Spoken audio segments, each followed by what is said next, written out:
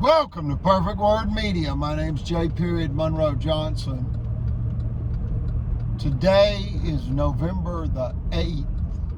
It's November the 8th, 2024. It's Friday. I'm passing the Gadsden Mall.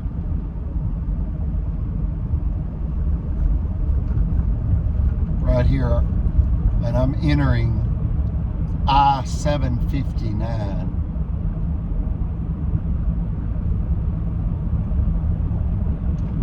Folks, I want you to understand something. This is real. It's real death in a bank fraud, crime commercial, real property worth millions of dollars, at least $5+ million. And you've got bankers, Chris Bailey, Margaret Lacey.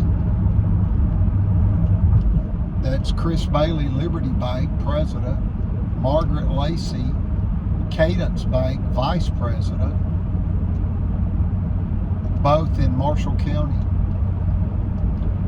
And then you've got the sheriff, Phil Sims. All these people are just absolute criminals. Gangsters.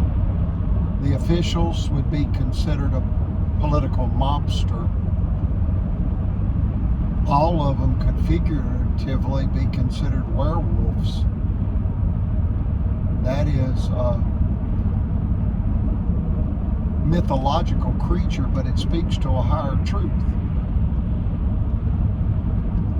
A wolf humanoid. And what that makes reference to is this Jekyll and Hyde element of their nature, where they're going to be one person during the day, a devoted public servant, polite and professional, 9 to 5 or 8 a.m. until 4:30 p.m. It's all a sham. That's not the real person. And they're manipulative, they're criminally minded, they have access to people's income tax records, real estate records, driver's license, everything, whatever they ask for, you've got to provide it. And they are in positions of trust, and they've betrayed their positions, whether that be a corporate executive or an Alabama state agent. Now, for the Alabama state agent, they have violated their oath in the commission of their official duties. They have acted in bad faith and with malice, and they were duly sworn to uphold the Constitution of the United States of America at all times and during all their activities in their official capacity. It's a sham. They just lied. They took the oath and they didn't mean it. It's like a mentally ill person with their fingers crossed behind their back when they promise. Criminally insane, folks. That's what they are. Criminally insane. And then you say collectively criminally insane. And one person said, what does collectively mean? Well, there's no stupid question. If you don't know, ask. Collectively simply means a group, more than one.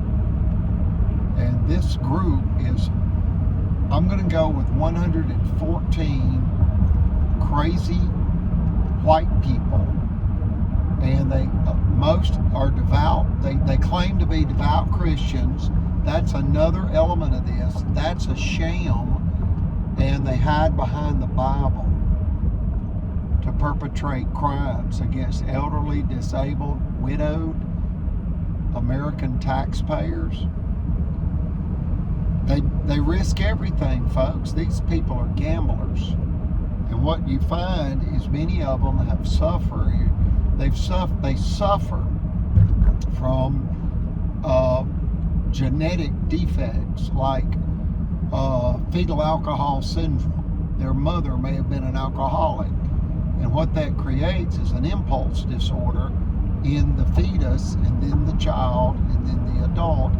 And it's unfortunate that crime manifests from these genetic defects where these people cannot stop themselves. I mean, who wouldn't pass by a jewelry store in the Diamond District of New York City? Who would not look in the window and see all these beautiful, flawless diamonds and say, my goodness, I would love to have that $250,000 diamond ring so I could give it to my whomever. There's nothing wrong with that. But when you say, well, you know, if I just wait until the jeweler is leaving at the end of the day, I guess I could knock him over the head or force him back in the store and tell him, you know, your diamond ring or your life. Well, that's criminal, and that's criminally insane, and that's what's happened. These people have said, you know what, if we put Eugena's son in prison on trumped up charges, then he'll not be able to protect his mother or his mother's property. And then we can have a big party at the Monroe compound while Johnson's in prison on trumped up charges. You know, high-powered illegal firearm. There were 5 of those, folks. You know, they're going to grind off one of the serial numbers and try to get you to put your fingerprints on it. So you'll be in possession of a firearm with an altered number. Then they know you're going to fall under Ronald Reagan's hard stance on firearm crime. Mandatory 15 years in federal prison.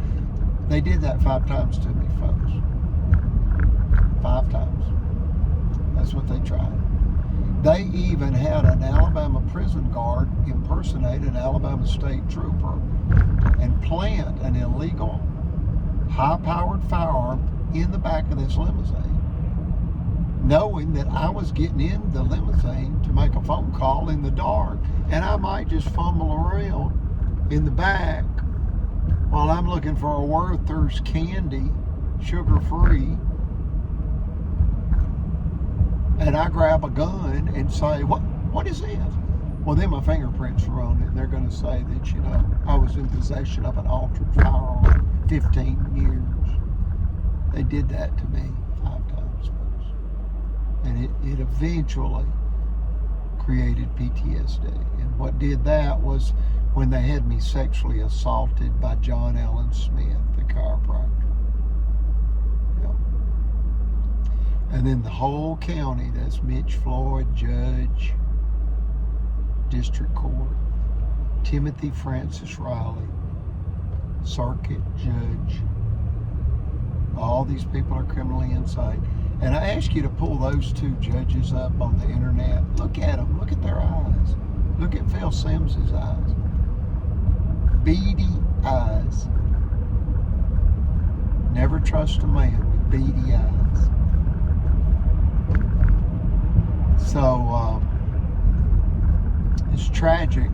One person said, you know, Phil Simms' wife is going to be furious because she's going to miss out on the Alabama sheriff's wife's retirement fund. And I said, why?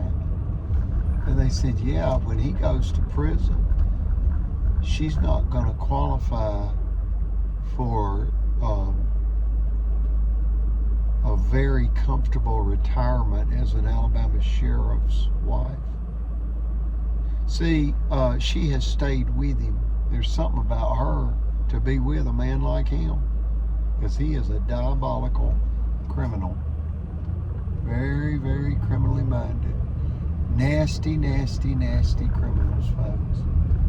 So, you know, I could hold up a photo of them like this, you know. Instead, I'll show you Brother Chapel. He's with a Eagle Scout at a Donald Trump rally. And folks, what they don't know is Brother Chapel was friends with Melania Trump.